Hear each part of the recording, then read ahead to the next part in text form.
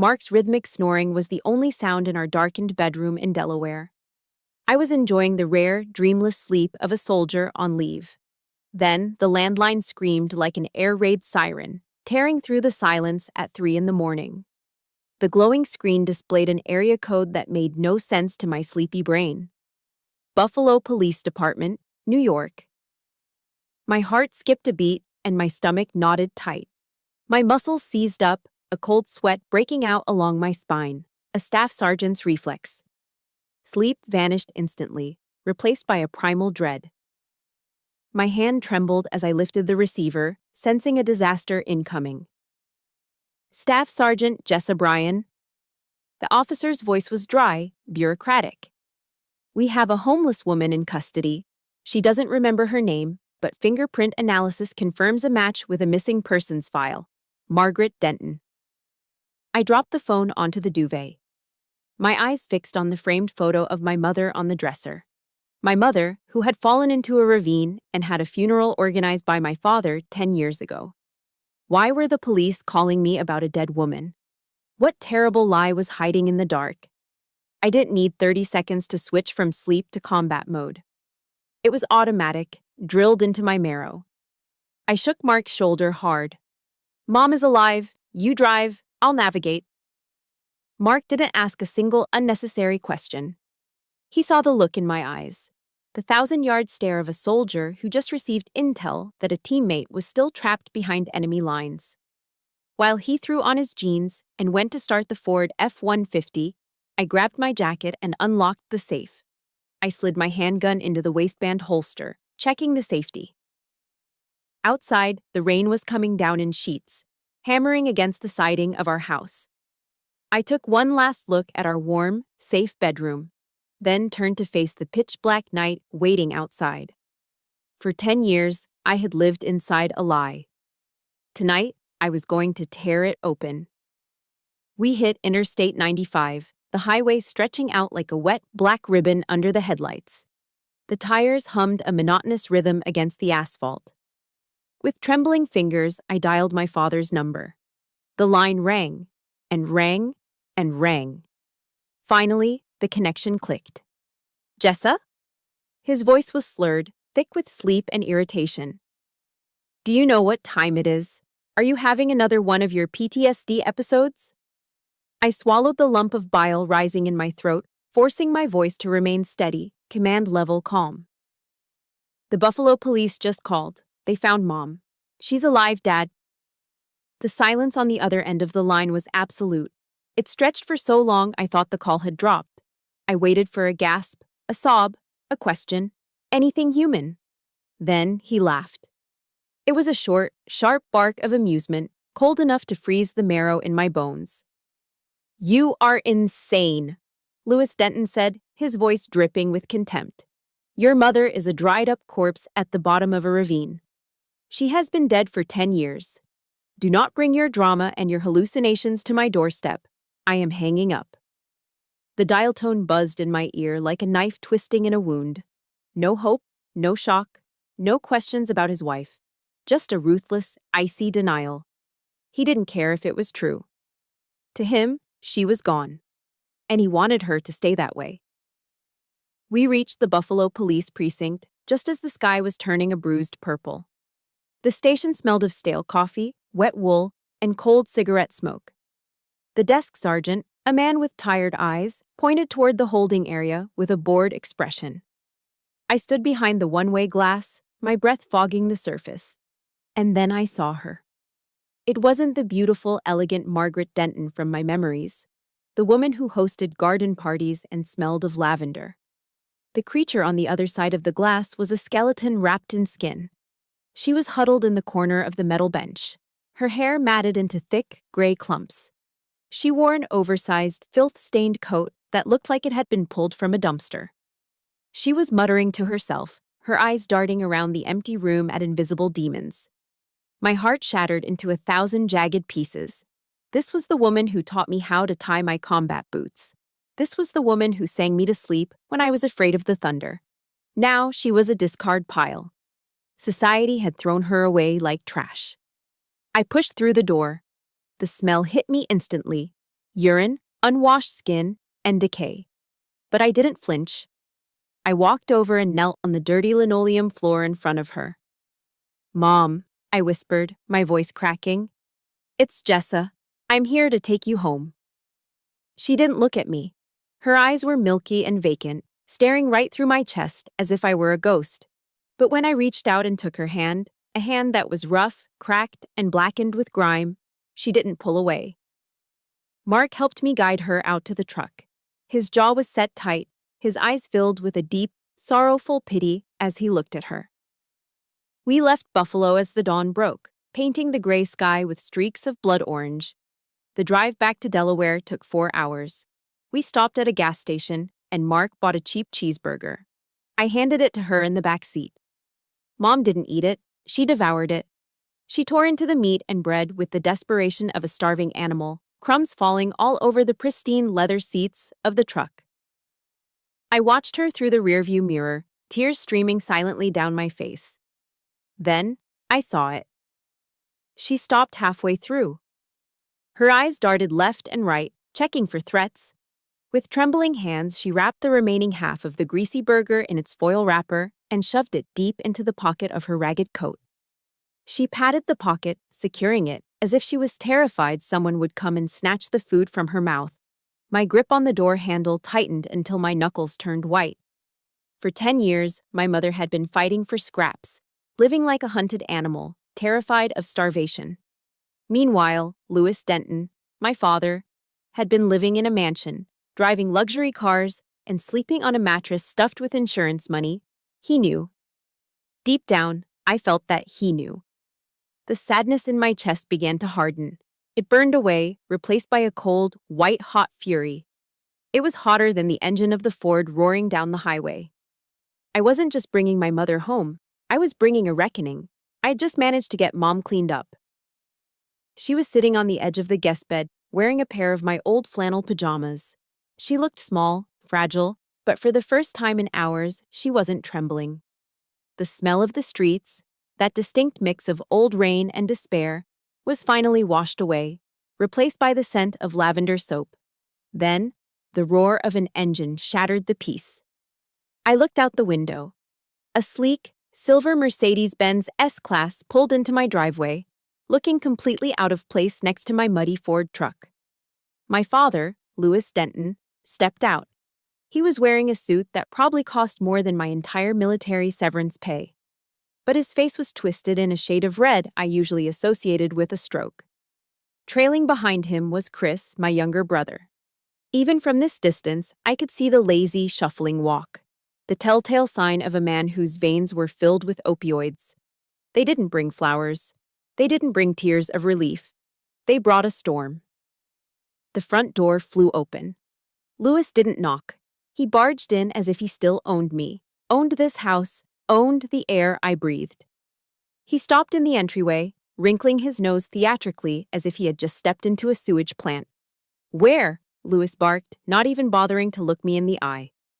"Where is the thing you dragged in from the gutter? I need to see just how far your insanity has gone." I stepped out of the bedroom, guiding Mom gently by the hand. She shuffled into the living room, clutching the hem of my shirt like a toddler. The moment Louis saw her, the air in the room turned poisonous. He stared at his wife, the woman he had sworn to love and cherish 30 years ago. There was no recognition in his eyes, no flicker of lost love. There was only raw, unfiltered disgust. It was the way a man looks at roadkill stuck to his tire. "Good God!" he spat, his voice dripping with venom. "Look at it. Just look at this creature. You call this your mother? This is a homeless mental case, Jessa. Are you trying to turn this house into a refugee camp?" He turned on me, stabbing a manicured finger in my face. "You have always been a disappointment to me, but this is a new low. You are trying to humiliate me by claiming this beggar is my wife?" Chris was leaning against the wall, smirking. His eyes were glassy, pupils pinned to dots. "Jessa, seriously," he slurred, his words sliding into each other. "You got that army PTSD bad, huh? You lonely or something? Just picked up a stray off the street to play house? Dad's right. Put her in a kennel." "She looks disgusting." Chris pushed off the wall and took a step toward Mom, raising his hands in a mock-scary gesture, like he was spooking a cat. Boo! Mom didn't just flinch, she screamed. It wasn't a scream of madness, it was a scream of pure primal terror. She scrambled backward, knocking over a lamp, and threw herself behind me. She buried her face in my back, her grip on my shirt tightening until I could feel her nails digging into my skin. She wasn't acting like a woman who didn't know these men.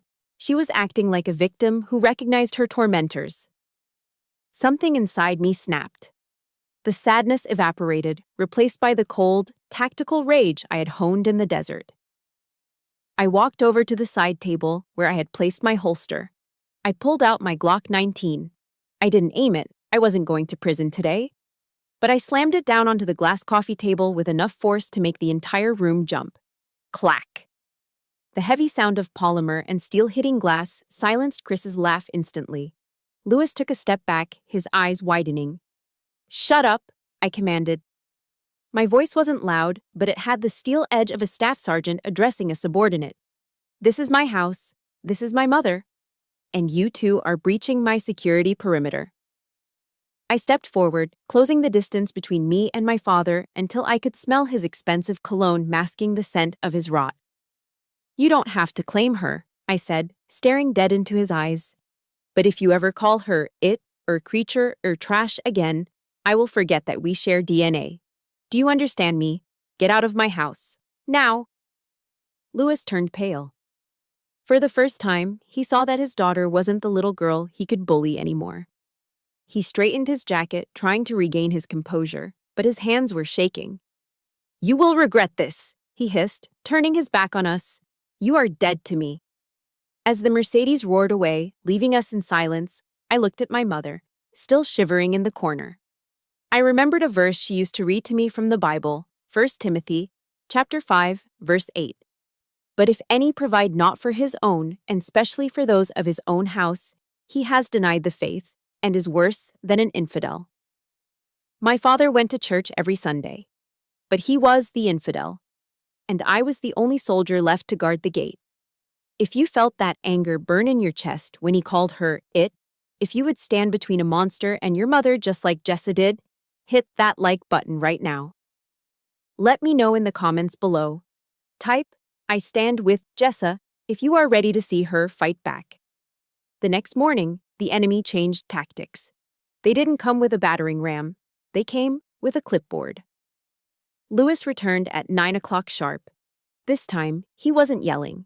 He was projecting the image of the concerned, benevolent patriarch. At his side was Dr. Evans, a man I recognized from the society pages of the local paper.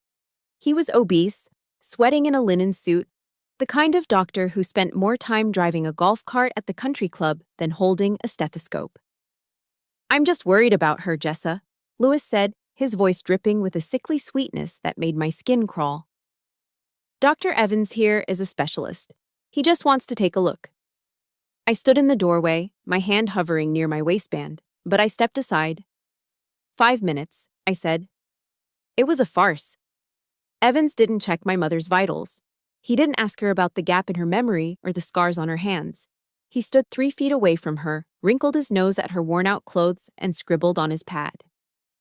He looked at her not as a patient, but as a liability to be liquidated. He walked back into the living room and signed a document with a flourish. It is clear, Evans announced, handing the paper to my father. Acute paranoid schizophrenia with aggressive tendencies. She is a danger to herself and others. I have authorized an involuntary commitment to the Green Hill Psychiatric Institute. Green Hill. My blood ran cold. That place wasn't a hospital. It was a storage facility for the unwanted elderly. It was a place where rich families dumped their inconvenient relatives to be sedated into oblivion. They didn't want to cure her. They wanted to drug her until she forgot who she was permanently. You see, Jessa, Chris chimed in from the porch. He was twirling his car keys, a smug grin plastered on his face. The expert has spoken. Keeping her here is practically kidnapping. You don't have the training. You are just a grunt with a gun. Lewis stepped closer, his voice lowering to a conspiratorial whisper. Jessa, look at you. You are shaking. It is the PTSD, isn't it? The stress of the war. You are not thinking clearly. You are imagining enemies where there is only family trying to help. Sign the release. Let us take the burden. You need rest. For a second, the room spun. The gaslighting was subtle, precise, and devastating. Was I crazy? Was I projecting my own trauma onto them? Maybe I was the danger. Maybe I was hurting her by keeping her here.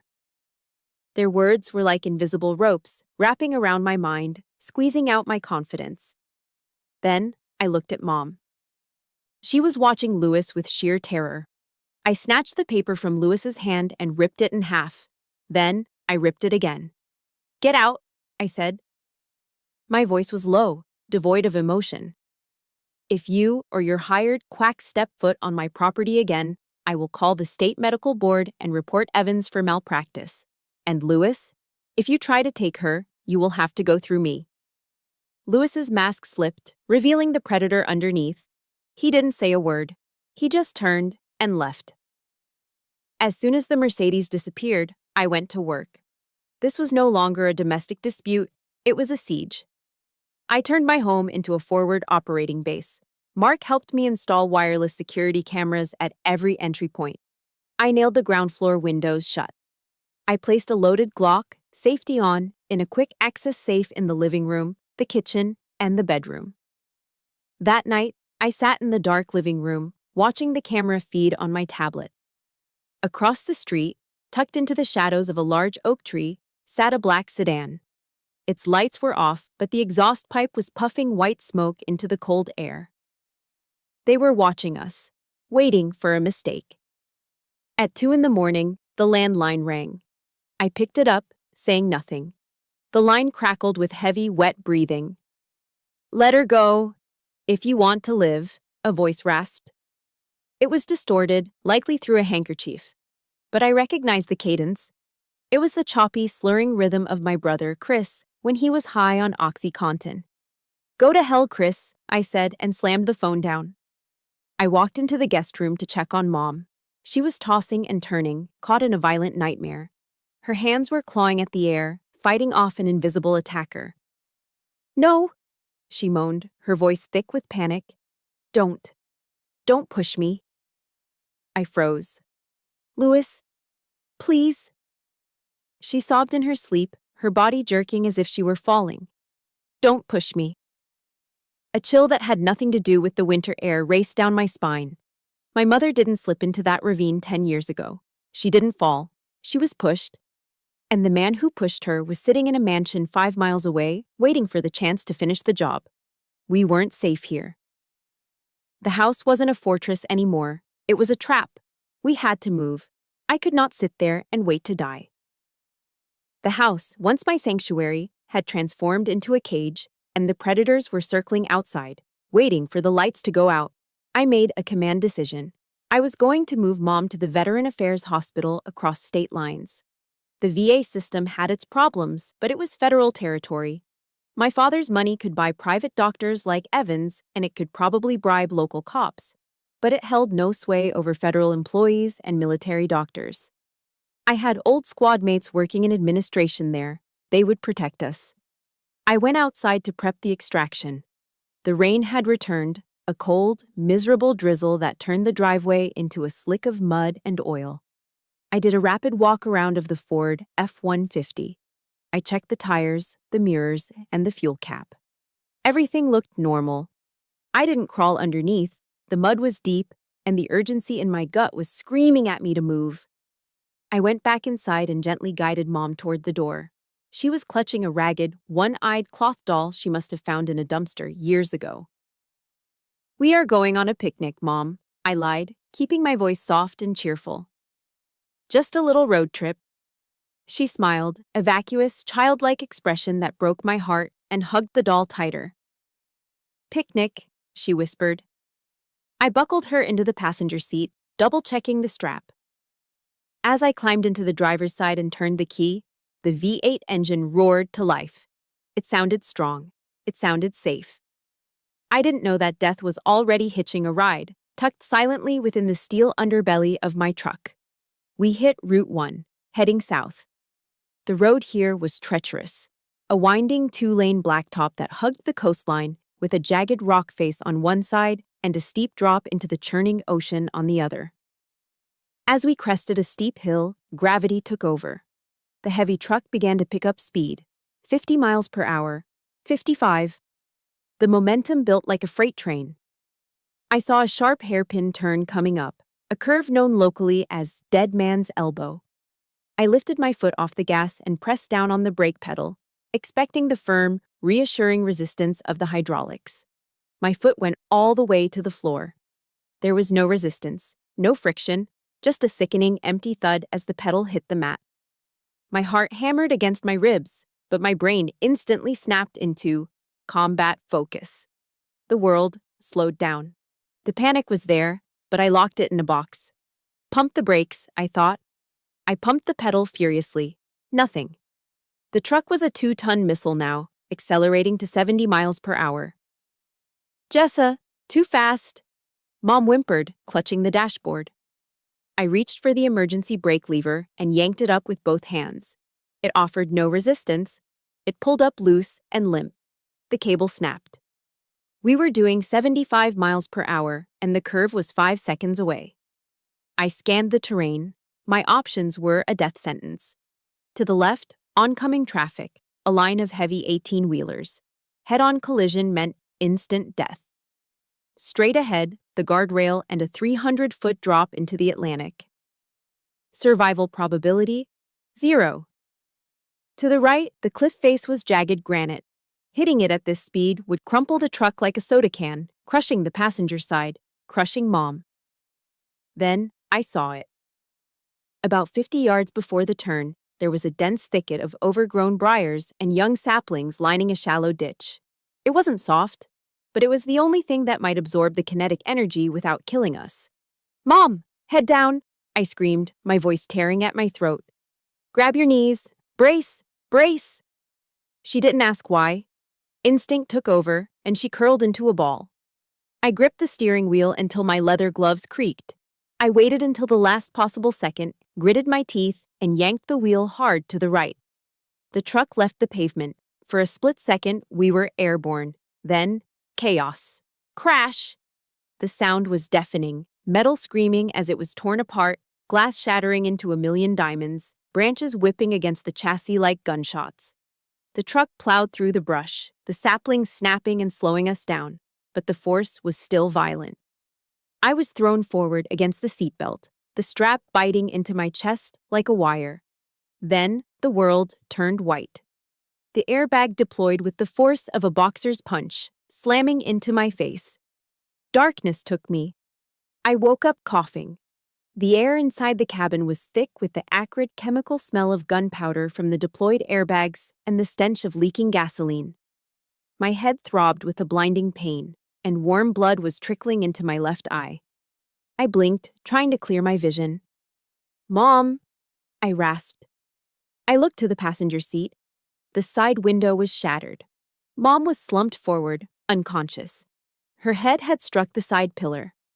Blood was soaking through the shoulder of her oversized coat, dark and terrifyingly fast. Mom! I screamed, fumbling with my buckle. I shoved my door open and scrambled out into the mud. The rain was pouring down now, mixing with the steam rising from the crushed hood. Sirens were wailing in the distance. Someone had called 911. I ran to the passenger side, ripping the door open. She was breathing, shallow, ragged breaths, but she was alive. I checked her pulse, my hands shaking uncontrollably.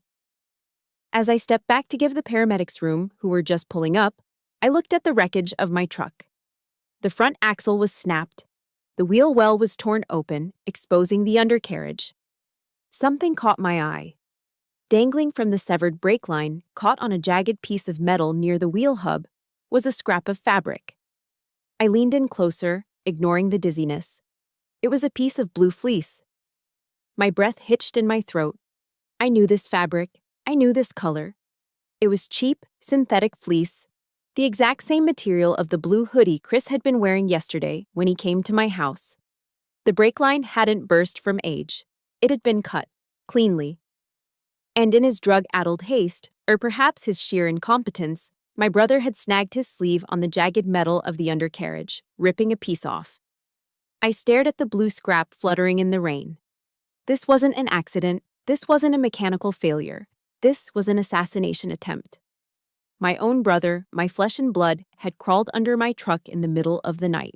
He had taken a pair of bolt cutters and severed the lines, knowing full well that his mother and sister would be in that vehicle. He had traded our lives for an inheritance check and a bottle of pills. The paramedics were loading Mom onto a stretcher. I watched them, but I didn't see the ambulance. I saw red. I reached out and ripped the piece of blue fleece from the metal. I shoved it into my pocket, my fist closing around it like a vice. Louis and Chris thought they had solved their problem. They thought we were dead at the bottom of a cliff. But they had made a fatal miscalculation. They didn't kill the soldier. They just gave her a target. I was sitting in a plastic chair next to the hospital bed, the harsh fluorescent lights of the emergency room humming above me.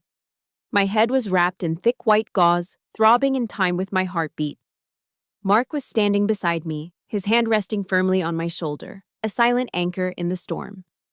On the bed, my mother, Maggie, began to stir. For the last 24 hours, the doctors had been worried about a brain bleed. But as her eyelids fluttered open, I saw something different. The fog that had clouded her gaze since I found her in the police station was gone.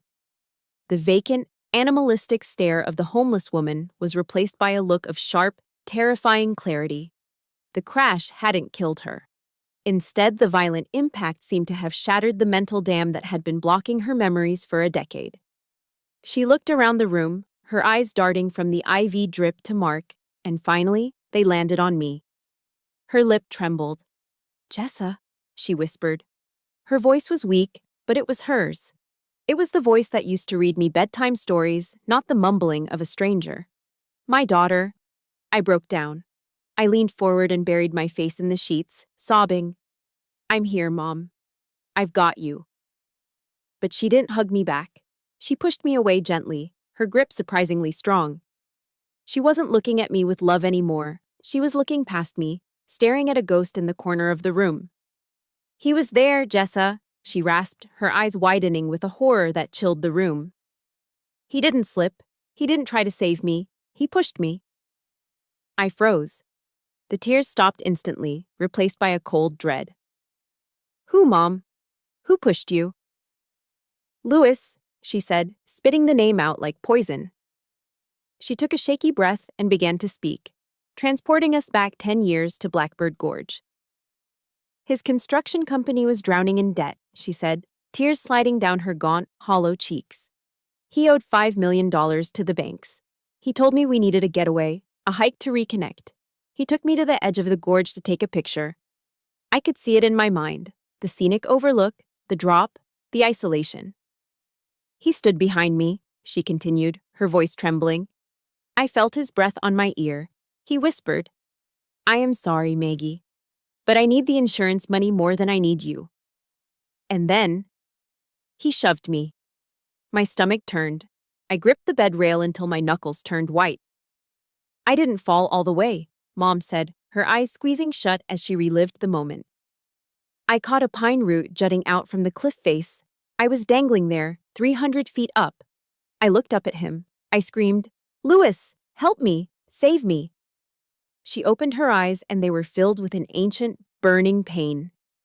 "He looked down at me, Jessa. He didn't look panicked. He looked annoyed. He looked at me like I was a bug that refused to be crushed. He lifted his heavy hiking boot, and he brought it down on my fingers." I gasped. Mark let out a sharp breath behind me. "He stomped on my hand," she sobbed. "Once, twice." I felt the bones crush. I looked into his eyes, begging him, but there was nothing there, just ice. I couldn't hold on. I let go. The silence in the hospital room was heavy, suffocating. "I hit the tree canopy below," she whispered. "It broke my fall, but it broke my legs and my skull. A hunter found me days later, but my mind was gone. I was a blank slate. I have walked through hell for 10 years, Jessa. I have eaten out of garbage cans. I have slept under bridges in the freezing rain. I have been beaten, spat on, and chased away like a stray dog." She looked at her hands, the crooked, scarred fingers that Lewis had crushed. But in my nightmares, I always saw his face. The face of the man who cashed a $2 million life insurance check on my grave. Rage. It wasn't a hot, fiery anger anymore. It was something else entirely. It was a cold, solid block of ice sitting in my chest. My father hadn't just abandoned her. He had murdered her, in every way that mattered, and used the blood money to build his empire. He used that money to buy his Mercedes, to buy his suits, and to feed Chris's addiction. He sat in the front pew of the church every Sunday, singing hymns, while the wife he mourned was fighting rats for a half-eaten sandwich in an alleyway. He was the wolf in sheep's clothing that the Bible warned about. I stood up slowly. I wiped the last tear from my cheek. It would be the last tear I ever shed for this family. I looked at Mark. He didn't need to ask. He saw the shift in my posture. He saw the daughter die and the staff sergeant take her place. He gave me a sharp nod. I walked out into the hospital hallway. I caught my reflection in the glass of the nurse's station. My hospital gown was torn, my hair was a mess, and blood was seeping through my bandage, but my eyes were clear. They were the eyes of a predator who had just picked up a scent. "Dad," I whispered to the reflection, my voice low and dangerous. "You taught me how to shoot. You taught me how to track a target. You taught me how to destroy an enemy." I touched the cold glass. "Today I'm going to use every single one of those lessons to hunt you down." I wasn't his daughter anymore. I was the karma he thought he had buried 10 years ago. And I was coming for him. The state trooper handed me the preliminary forensic report with a grim shake of his head. "It was not mechanical failure, Ms. Bryan," he said, tapping the paper. "The brake lines were severed, clean-cut. Someone used bolt cutters." I nodded, my face a mask of stone. I showed him the scrap of blue fleece fabric I had pulled from the undercarriage, but I knew that in a court of law, a piece of cloth was circumstantial. To take down a man as powerful as Lewis Denton, I needed more than fabric. I needed a confession. I called Mike Harlan, an old friend who ran a private investigation firm in downtown Wilmington. 2 hours later, he sent a secure video file to my phone. It was footage from the security cameras in the VA hospital parking lot. The video was grainy and dark, but it showed enough. At 3 o'clock in the morning, a figure approached my truck. The person was wearing a hooded sweatshirt. They didn't walk. They shuffled. There was a distinct, jerky limp to their step, a twitch in the left shoulder. I froze the video. I would recognize that posture anywhere. It was the posture of a man whose bones were itching from withdrawal. It was Chris, my baby brother. I set the trap at a rundown diner on the outskirts of town, the kind of place with sticky tabletops and coffee that tasted like burnt rubber. Chris arrived 10 minutes late. He looked like a walking corpse. His skin was gray and clammy, and there were dark, bruised circles under his eyes. He couldn't sit still. His leg was bouncing under the table, and his hands were trembling so violently that he couldn't even lift the glass of water the waitress set down. He was dope sick. He needed a fix, and he needed it bad. "What do you want, Jessa?" he mumbled, his eyes darting around the room, avoiding mine. "I got things to do." I didn't say a word. I reached into my bag and pulled out a thick manila envelope. I had stuffed it with blank printer paper, but to him, it looked like a death sentence. I slid it slowly across the table until it rested right in front of his shaking hands. "The police found the bolt cutters, Chris," I lied. My voice was calm, conversational. "They found them tossed in the bushes near the hospital entrance. They pulled a full set of prints off the handles. They are requesting a warrant for your arrest as we speak." The color drained from Chris's face so fast I thought he was going to pass out. He stopped breathing. You are lying," he stammered, sweat breaking out on his forehead. "That's impossible." "Is it?" I leaned in. "Forensics doesn't lie. They have you, Chris, unless you talk to me first." He started hyperventilating. "I wore gloves. I bought latex gloves at the hardware store. There can't be prints." Bingo. The air in the booth seemed to vanish. He realized what he had said a second too late. He slapped a hand over his mouth, his eyes wide with terror. I reached into my breast pocket and pulled out my phone, the voice recorder app still running. I set it on the table between us. Why, Chris? I asked. The anger was gone, replaced by a hollow, aching pit in my stomach. Why would you try to kill me? Why would you try to kill Mom? Chris slumped forward, burying his face in his hands. He began to sob, a pathetic, mewling sound. I didn't want to, he wailed, sounding like a toddler. Dad made me do it. He said if Mom got her memory back, she would sue him. He said the insurance company would investigate the payout from 10 years ago. He would go to prison, Jessa. The banks would seize everything. He looked up at me, his face wet with tears and snot. He said if the money stopped, I wouldn't be able to get my prescription anymore. I can't be sick, Jessa. I can't handle the sickness. Dad said just cut the lines, just scare you off the road. I stared at him, feeling a wave of nausea. He didn't do it out of hate. He didn't do it for power. He did it for OxyContin. He traded the lives of his mother and sister for a plastic bottle of pills. He was willing to let us be crushed at the bottom of a ravine, just so he wouldn't have to face withdrawal symptoms for a weekend. This was the pride and joy Louis Denton had raised while I was getting shot at in Afghanistan. A coward, a junkie, a patricidal tool. You are pathetic, I said. My voice was ice cold. Please, Jessa, he begged, reaching for my hand. Don't give that tape to the cops. Dad will kill me. Help me. I pulled my hand away as if he were contagious. I have helped you your whole life, Chris. I defended you from bullies. I gave you money. I tried to get you into rehab. I stood up, looking down at the shivering wreck of a man in the booth. But you are not a victim. You are a predator who is just too weak to hunt on his own. You are not worthy of the name Denton, I continued. You are worse than Dad. At least Dad is evil because he has ambition. You? You are evil because you are a coward. I reached into my wallet and pulled out a $20 bill.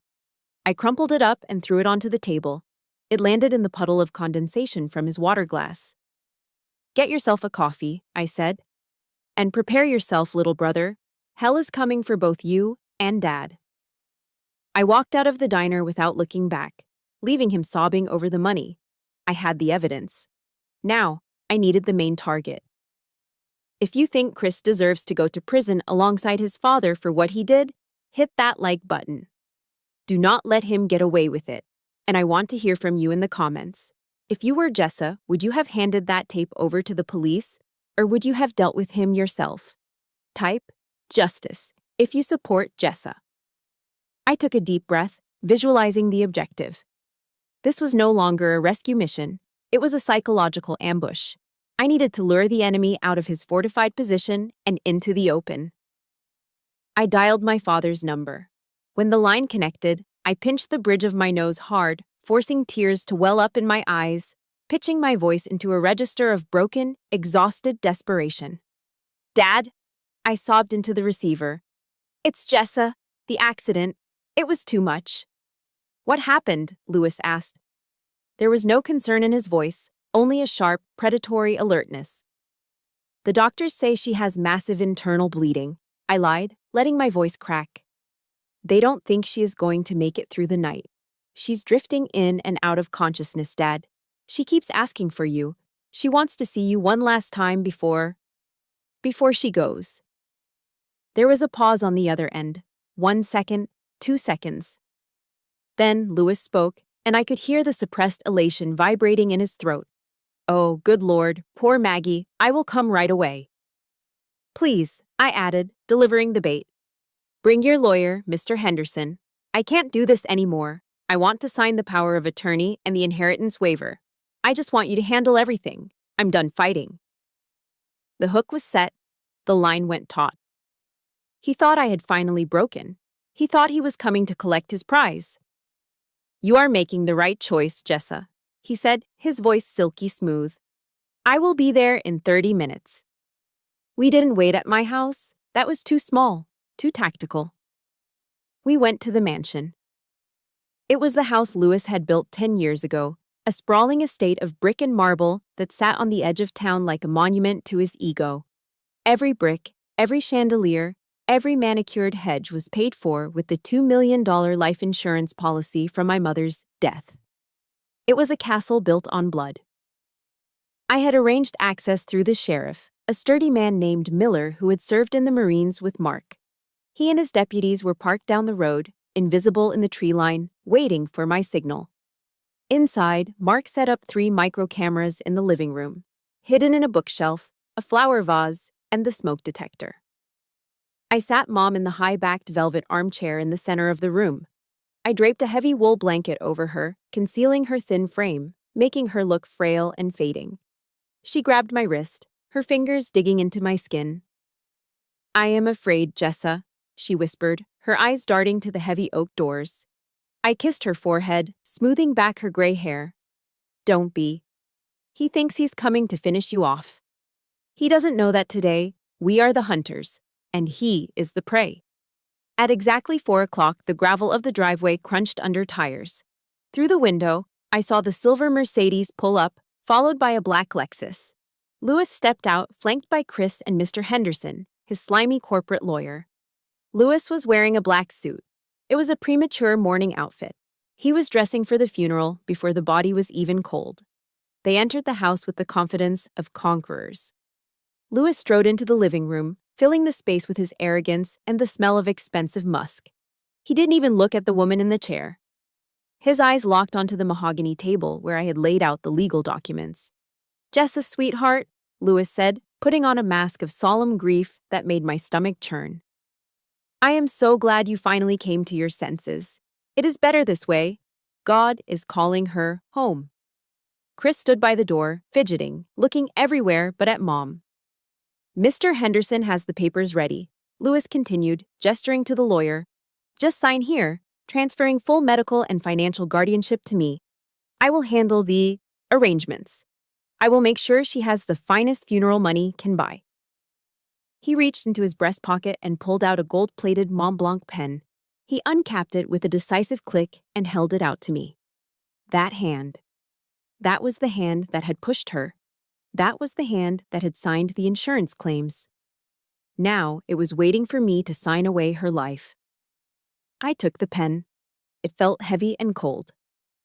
I looked at it, turning it over in my fingers. "A funeral?"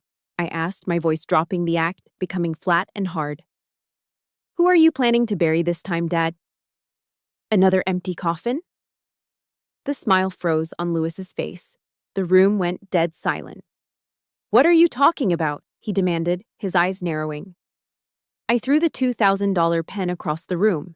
It hit the marble floor with a sharp clatter that echoed like a gunshot. "Mom," I said loud and clear. "Stand up." The blanket fell away. Maggie Denton didn't struggle to rise. She stood up with a strength that defied her frail body. She stood tall, her spine straight, her chin lifted.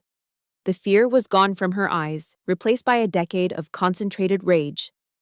She pointed a shaking finger directly at Lewis's face. "I am not dead, Lewis," she said. Her voice wasn't a whisper anymore. It was a judgment. "And I remember everything." Lewis took a stumbling step back, his face draining of blood until he looked like a sheet of paper. He collided with the lawyer, nearly knocking him over. "I remember the hike," Mom continued, stepping toward him. "I remember the edge of Blackbird Gorge. I remember how you looked at me when I was hanging from that root. I remember your boot crushing my fingers." "No." Lewis gasped, his breath coming in short, panicked wheezes. He looked at her as if the gates of hell had opened up and spit out a vengeful spirit. You are crazy. She is crazy." He spun around to look at me, desperation wild in his eyes. "Jessa, she is hallucinating. You can't believe this." "I believe her," I said, crossing my arms. "And so does the camera in that bookshelf, and the one in the vase, and the audio recorder in my pocket." I smiled, but it was a smile devoid of any warmth. "You walked right into the kill zone, Dad, and there is no way out." The look of sheer terror on Lewis Denton's face lasted for exactly 3 heartbeats. Then, it shattered. As the reality of the trap closed in on him, the facade of the respectable businessman, the grieving husband, and the pious church deacon dissolved completely. What was left underneath was not a man. It was a cornered, rabid animal. His face turned a violent, mottled shade of purple. He let out a sound that I had never heard from a human being before. A guttural, wet roar of pure, impotent fury. "You bitch!" he screamed, spittle flying from his mouth as he glared at my mother. "Why didn't you just die? Why couldn't you just stay at the bottom of that damn cliff? You ruin everything." He didn't care about the cameras hidden in the bookshelves anymore. He didn't care about the lawyer cowering against the wall or Chris sobbing in the corner. His survival instinct had been overridden by a murderous need to destroy the evidence standing in front of him. His hand shot out to the heavy mahogany desk beside him. He grabbed a silver heavy-duty box cutter, the kind used for opening crates of expensive wine. With a menacing snick, he slid the razor-sharp blade out to its full length. "I will kill you," he bellowed, his eyes bulging. "I will make sure you stay dead this time." He lunged toward the armchair where Mom was standing. Mom screamed, a high-pitched sound of terror, and shrank back. Chris dropped to the floor, covering his ears with his hands and squeezing his eyes shut like a toddler hiding from a monster under the bed. He was useless. He was pathetic. But Lewis had forgotten one crucial variable. He had forgotten who was standing between him and his victim. He saw a disobedient daughter. I saw a hostile target. "Fear is a biological reaction." The voice of my drill sergeant echoed in my mind, clear as a bell, drowning out the chaos. "Courage is a choice." The world seemed to slow down. My vision tunneled. I could see the sweat beading on Lewis's forehead, the wild, erratic swing of the blade arcing toward my mother's chest. He was big, fueled by hysterical strength, but he was clumsy. He was a bully, not a warrior. I didn't retreat.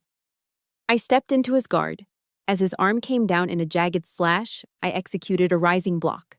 My left forearm slammed into his wrist, deflecting the blade away from Mom. The impact jarred my bones, but I didn't flinch. I grabbed his wrist, controlling the weapon hand. Before he could recover his balance, I drove a left uppercut deep into his solar plexus. Oof! The air left his lungs in a rush. He doubled over, gasping, his eyes crossing in pain. The knife wavered in his grip. I didn't stop. I grabbed his right wrist with both hands, twisting it violently outward while stepping behind him. Armbar. I applied maximum torque to the elbow joint and kicked the back of his knee. Lewis went down like a sack of cement, slamming face first onto the hardwood floor with a bone-rattling thud. Crack. The sickening dry snap of his rotator cuff tearing popped through the room like a gunshot. Lewis shrieked in agony, his fingers spasming open. The box cutter skittered across the floor, sliding harmlessly under the sofa. I dropped my full weight onto the back of his neck, driving my knee into his spine, pinning him to the ground. I grabbed his good arm and wrenched it behind his back. I leaned down, my lips inches from his ear, smelling the sour stench of his fear and expensive cologne. "Your power is gone, Lewis," I whispered, my voice trembling not with fear, but with the adrenaline of the kill. "You are not a king. You are just a criminal lying at my feet." Crash! The front doors burst open, splintering off the frame. "Sheriff's Department, get on the ground, now." A team of deputies in tactical gear swarmed into the room, their rifles raised, flashlights cutting through the dim interior. "Drop the weapon. Show me your hands." I slowly released my grip on my father. I raised my hands, interlacing my fingers behind my head, but I kept my eyes locked on the man beneath me. "The scene is secure," I yelled, my voice steady. "Suspect is subdued." Two deputies rushed forward, hauling Lewis up from the floor. He was limp, sobbing uncontrollably, cradling his broken arm against his chest. As they slapped the handcuffs on him, reading him his Miranda rights, he looked incredibly small. The giant who had cast a terrifying shadow over our lives for a decade was just a broken, pathetic old man in a torn suit. Another deputy grabbed Chris. He didn't fight. He just went boneless, weeping openly as the plastic zip ties cinched tight around his wrists. "Jessa!" Chris wailed as they dragged him toward the door, his feet dragging on the marble. "Jessa, please. Tell them I didn't do anything. Save me. I am your brother." I watched him, feeling absolutely nothing. The pity I had once held for him had evaporated in that diner. "I have saved you 1,000 times, Chris," I said, my voice cutting through his sobs like a knife. This time, save yourself. The lawyer, Mr. Henderson, was already talking to a detective in the corner, his hands shaking as he spilled everything he knew in a desperate attempt to cut a plea deal. The room cleared out quickly. The flashing red and blue lights from the cruisers outside pulsed through the windows, painting the walls in a chaotic, rhythmic dance. Then silence returned to the mansion. I turned to the armchair. Mom was standing there, shaking.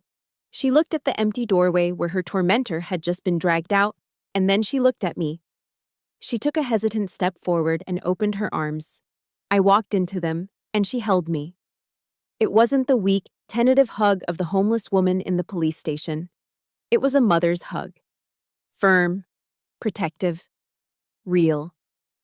"Thank you, Jessa," she sobbed into my shoulder, her tears soaking my shirt. "You saved me. You really saved me." I buried my face in her neck, smelling the faint scent of the lavender soap we had used that morning. The adrenaline crashed, and my knees went weak. I slid down to the floor, pulling her with me. We sat there on the expensive, cold marble of the house built on lies, holding each other. I let the tears come. I wasn't crying for the loss of my father or my brother. I was crying for the victory. The monster under the bed was gone. We had won. The Denton case didn't just make the local news, it exploded across the entire country. For 3 weeks, the steps of the new Castle County Courthouse were turned into a media circus. Satellite trucks from CNN and Fox News lined the streets, their dishes pointed at the sky like hungry mouths. The headlines were sensational and ruthless. The devil in a designer suit, and the wife who came back from the dead. The same neighbors who used to attend my father's summer barbecues, the same business partners who used to laugh at his jokes and drink his scotch, now lined up to spit on his reputation. They gave interviews calling him the shame of Delaware. It was a feeding frenzy, and Lewis Denton was the main course. I didn't hide from the cameras. On the first day of the trial, I put on my army dress blues. I polished my brass buttons until they shone like gold and pinned my ribbons to my chest. I held my mother's arm, guiding her through the sea of flashing bulbs. I didn't need their praise, and I didn't want their pity. I just wanted the world to see the difference between a soldier and a criminal. I wanted them to know that while my father was a monster, the Denton name, at least my side of it, still stood for honor. Inside the courtroom, Lewis tried to play the part of the victim one last time. He sat at the defense table, wearing a new suit that his high-priced legal team had bought for him, looking indignant. His defense was laughable. He claimed my mother was insane, that she had thrown herself off that cliff 10 years ago, and that I was a bitter, unstable daughter suffering from war trauma who had orchestrated a frame-up. He almost looked convincing. He was a master manipulator after all. But then the district attorney played the tapes. First came the audio from the diner. Chris's voice, whining and pathetic, confessing to the cut-break lines filled the silent courtroom. Then came the video from the hidden cameras in the mansion. The jury watched in stunned silence as Lewis Denton, the pillar of the community, lunged at his frail wife with a box cutter, screaming that he wanted her dead. The gasps from the gallery were audible. The jury members looked at Lewis not with doubt, but with revulsion. Then came the final nail in the coffin. Chris took the stand. My brother, desperate to avoid a life sentence, had taken a plea deal. He sang like a canary.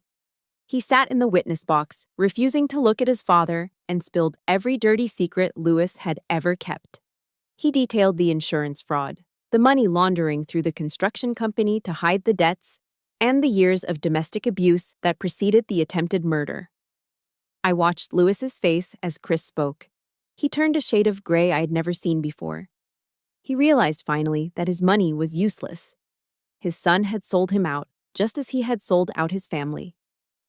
The sentencing hearing took place on a rainy Tuesday morning.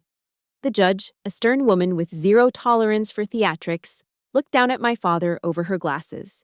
She didn't lecture him, she just read the facts. "Defendant Lewis Denton," she said, her voice echoing off the wood paneling. "On the count of attempted murder in the first degree, financial fraud, and aggravated assault, I sentence you to life in prison without the possibility of parole."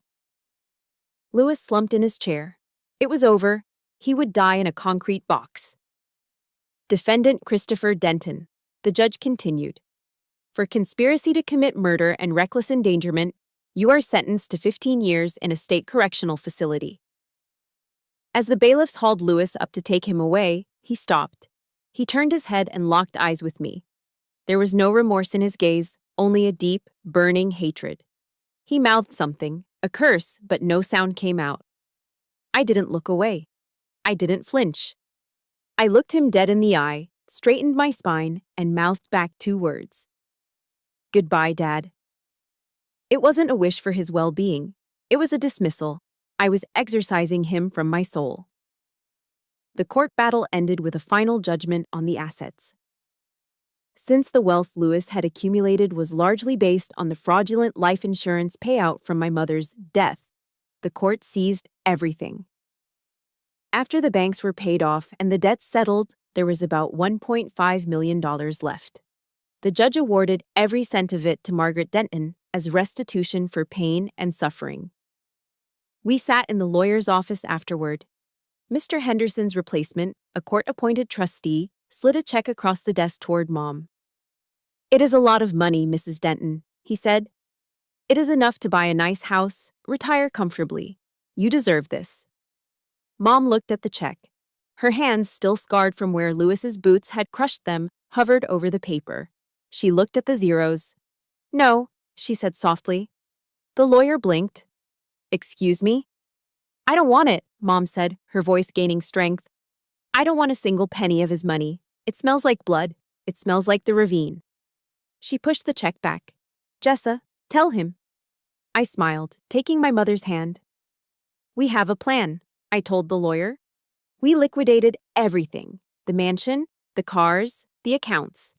We took every single dollar of that $1.5 million and we donated it. We filed the paperwork that afternoon to establish the Maggie Foundation, a nonprofit organization dedicated to providing legal aid and safe housing for women and children escaping domestic violence.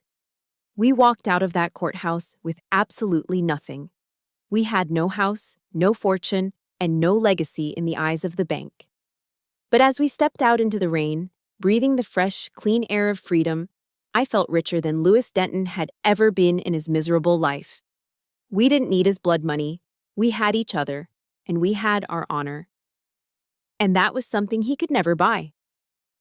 6 months have passed since the heavy oak doors of the state penitentiary slammed shut behind my father. We traded the sprawling, blood-soaked mansion for a weathered cedar shingle cottage in Rehoboth Beach. It is small, the kind of place where the floorboards creak when you walk and the windows rattle slightly when the wind blows off the Atlantic. There is no marble foyer here, no crystal chandeliers, and certainly no gold-plated pens. But when I wake up in the morning, the first thing I hear is the rhythmic crashing of the waves against the shore, not the silence of a house built on secrets. I sat on the back porch, watching my mother in the garden. She has changed so much. The gaunt, terrified ghost who hid behind me is gone. In her place is a woman with sun-kissed skin and a few healthy pounds on her frame. She was kneeling in the dirt, humming a country song, planting a new row of flowers. They were yellow daisies. I smiled, taking a sip of my iced tea. Lewis had banned daisies from the mansion. He called them weeds and trash flowers, fit only for poor people. He only wanted imported roses that cost a fortune and had to be tended by professionals. But here, Mom was planting hundreds of them. They were bright, resilient, and wild, just like her. She looked up, saw me watching, and waved with a dirt-stained hand, her laugh carrying on the salt breeze as she chatted with our neighbor over the low fence. She was finally free. I looked down at the paperwork on my lap. It was my official separation letter from the United States Army. An honorable discharge. Yesterday, I packed away my dress blues. I folded the uniform with precision, smoothing out the creases, and placed it inside a shadow box along with my medals and my service pistol. I hung it in the hallway, not as a shrine to who I am, but as a memorial to who I used to be. I don't need to go to a foreign desert to fight for a cause anymore. I don't need the adrenaline of combat to numb the pain of my childhood. The biggest war of my life, the war for my family's survival, has been won. I picked up a textbook from the table, Advanced Cognitive Behavioral Therapy for Trauma Survivors. I have enrolled in a graduate program for psychology. I am going to use my GI Bill benefits to become a counselor. I want to work with veterans coming home with PTSD, and with women like my mother who have been broken by domestic violence. I want to be the person who hands them a flashlight when they are stuck in the dark. I want to show them that broken things can be put back together stronger than before. Hey, soldier, Mark called out from the grill. Burgers are almost done. The smell of charcoal and grilled meat filled the air, the quintessential scent of an American summer. We were throwing a small backyard barbecue for Mom's 60th birthday. It was just us, but it felt like a grand celebration.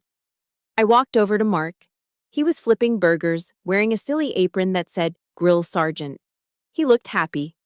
Uncomplicated, beautiful happiness. "I have a present for Mom," I said, "but I think you should open this one first." I handed him a small white rectangular box wrapped in a blue ribbon. Mark wiped his hands on a towel and took it, looking confused. "For me? It isn't my birthday." He pulled the ribbon and opened the lid. Inside lay a plastic stick with 2 distinct pink lines. He froze. The spatula fell from his hand, landing in the grass. He looked at the test, then at my stomach, then up at my eyes. "Jessa?" he choked out. "Are you?" "We are going to have a baby, Mark," I whispered, tears pricking my eyes. "We are going to have a family." He didn't say a word. He just scooped me up in his arms and spun me around, burying his face in my neck. Mom, seeing the commotion, ran over. When we told her, she fell to her knees in the grass, weeping with joy, kissing my hands. This child would never know the inside of a courtroom. This child would never know the sound of a lock clicking shut or the fear of heavy footsteps in the hallway. This child would grow up knowing only unconditional love and safety. This baby was the living proof that the cycle of abuse had been broken. Evil had tried to destroy us, but it had only cleared the ground for new life to grow. That evening, as the sun began to dip below the horizon, painting the ocean in shades of fire and violet, I sat alone on the porch steps. I thought about Lewis Denton. Right now, he was likely sitting in a 6x8 cell, surrounded by concrete and steel. He still had millions of dollars in offshore accounts that the courts couldn't touch. But he couldn't spend a dime of it. He was the poorest man on earth because he was utterly, completely alone. He would die in that cage, with only his hatred to keep him warm. I took a deep breath, filling my lungs with the cool evening air. I remembered the words of Dr. Martin Luther King Jr., words that had carried me through the darkest nights of this deployment. Darkness cannot drive out darkness. Only light can do that. Hate cannot drive out hate. Only love can do that. I had hated my father for so long. It had been the fuel that kept me moving. But as I watched Mark and Mom laughing in the kitchen through the screen door, I realized the hate was gone. It had simply evaporated, leaving room for something better. I touched my stomach, where a new heart was just starting to beat. True honor isn't found in a medal pinned to your chest. It isn't found in the rank on your collar or the fear you inspire in your enemies. True honor is simply the act of protecting the things you love. I smiled, stood up, and walked inside to join my family. The war was over. And for the first time in my life, I was truly home. If there is one thing I want you to take away from my journey, it is this. Family is not defined by whose blood runs in your veins, but by who would bleed to protect you. Too many of us stay in toxic, abusive situations because we feel a misplaced sense of duty or fear. But remember, loyalty to an abuser is not honor. It is a prison. You have the power to break that lock. Whether you are fighting for yourself or for someone you love, courage is a choice you make every single day. Do not let fear dictate your future. You are stronger than you think. Thank you for riding shotgun with me on this mission. If my fight for justice touched your heart or fired you up, please hit that like button and subscribe to the channel. It helps us share more stories of survival and truth. I want to hear from you in the comments. What does true honor mean to you? Let's get a conversation started. And finally, from Mark, Mom, and me, Happy New Year. May 2026 bring you peace, safety, and the courage to stand up for what is right. Stay safe out there, and I will see you in the next story.